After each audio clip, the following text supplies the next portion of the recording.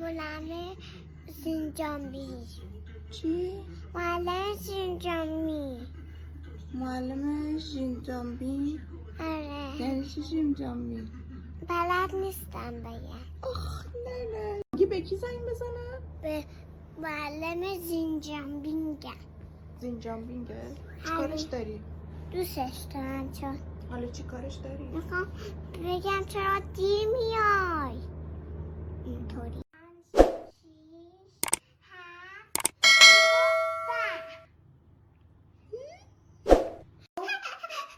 3 4 5 قشنگ نه صاف شو.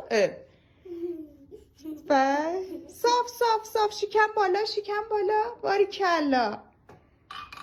از این به بعد باشی منو پاک نمیبری، پاک ببری. مگه من همش نشستم اینجا تو رو پارک ببرم؟ آره. خودت از این به بعد باشه هی غور میزنی. نه. چی؟ جوجه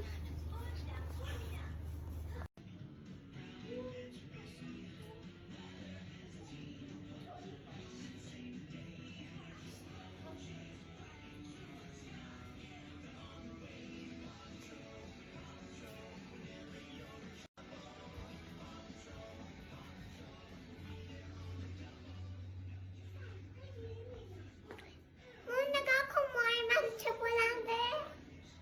از من فیلم بگی. منمو داره دوستش دارم خیلی، پیشم میمونه بابا من. از اول بخون برام، از اول بخون. مامانمو دوست دارم. دردت به سر مامانه. مامانم پیشم هست، بابامو که دوست دارم ولی مامانمو دوست دارم. اینو برات آماده کردم.